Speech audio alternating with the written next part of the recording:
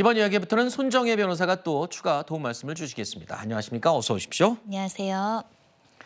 불법 합성물을 제작 유포하는 이른바 딥페이크 성범죄 사건이 성인들뿐만 아니라 10대 청소년들에게까지 퍼지면서 딥페이크 공포가 학교에 급속도로 지금 확산이 됐습니다.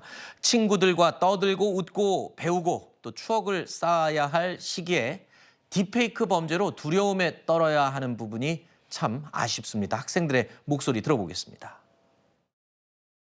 제 사촌이 안양쪽 사는데 학교에서 몰카를 찍혀서 거기다가 영상으로 입혀져가지고 부모님 번호를 따내가지고 300만 원을 달라고 협박을 받았다고 하더라고요. 애들 다 무서워하고 얼굴이랑 신상으로 같이 팔리는 거니까 약간 스토킹 같은 게 일어날 수 있다고 생각이 들어가지고 좀 걱정이 되는 것 같아요. 싹 다 내렸어요.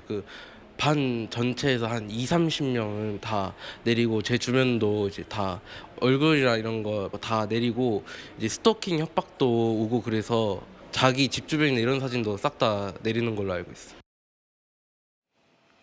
자, 어제 교육부에서는요, 이 딥페이크 가해자의 경우에는 학폭위 처벌 수위가 높을 수밖에 없다, 이렇게 경고를 했습니다. 하지만 이 학생들의 두려움이 줄어들 것 같지는 않아 보입니다. 심지어 혹시 또 다른 방법으로 악용이 될 우려 때문에 졸업 앨범도 아예 만들지 말자는 그런 움직임도 일고 있다고 합니다.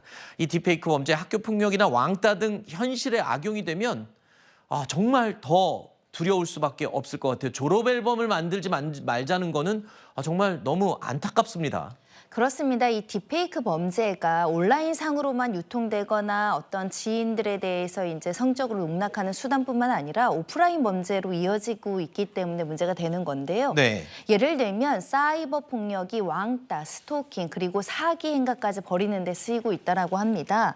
한 예를 말씀드리면 한 학교 학생이 본인의 어떤 동급생 사진으로 딥페이크 영상을 만든 다음에 마치 이 피해 학생이 자발적으로 올린 것처럼 허위 사실을 유포하고 그러면서 협박을 합니다. 추가 영상을 만들어서 유포를 할 것이다.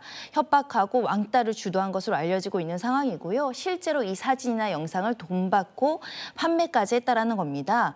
실제로 가해자가 피해 여성을 또 스토킹까지 하는 일도 발생을 했었는데요. 20대 남성이 이 딥페이크 성적 착취물을 제작해서 유포하기도 하고 또 이것이 이제 수사가 들어가자 이 여성이 집에 찾아가서 또 공포감을 야기한 사건도 발생하고 있고 이러다 보니까 실제로 현실 범죄까지 나아간다. 딥페이크를 모의하는 단체방에서 성폭력 사진과 영상을 만들어주겠다라는 모의까지 지금 진행되고 있다라고 하니까 네. 단순하게 어떤 허위의 영상물을 제작, 편집, 배포하는 걸 넘어가서 그 해당 여성에 대한 심각한 범죄까지 이어질 수 있는 위험성이 있습니다.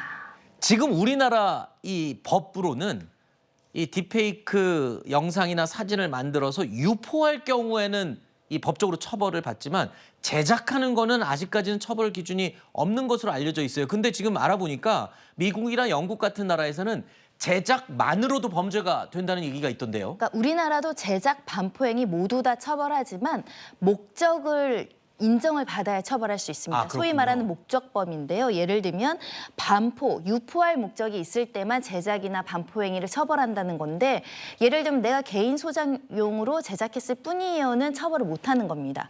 그런 점에 대한 현실적인 한계를 없애야 된다는 것이고 그래서 영국 같은 경우만 하더라도 유포할 목적 없이 제작 그 자체를 처벌한다는 것이고요.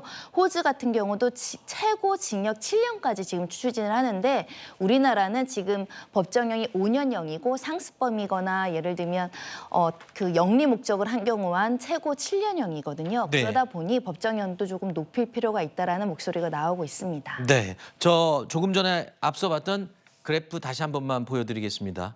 이 딥페이크 성착취물 피해자들을 분석을 한 보고서가 있는데 이거는 우리나라뿐만 아니라 세계적으로 전 세계적인 피해 사례들을 집계를 해봤더니 피해자의 절반이 한국 사람, 한국 여성. 네, 한국인으로서 부끄럽기도 하고 분노할 지점인데요. 미국 사이버 보안업체가 딥페이크 범죄 분석을 했더니 피해자 중에 절반이 한국인이라는 겁니다. 즉 한국 사람들이 가해자가 많다라는 거고 피해자도 많다는 측면인데 이렇게 우후죽순 범죄가 늘어나는 데는 예방을 하지 않은 측면도 있지만 잡혔을 때 처벌이 약하다라는 점도 이유가 될 수 있기 때문에 좀 더 강력하게 처벌해야 된다는 목소리가 나오고요.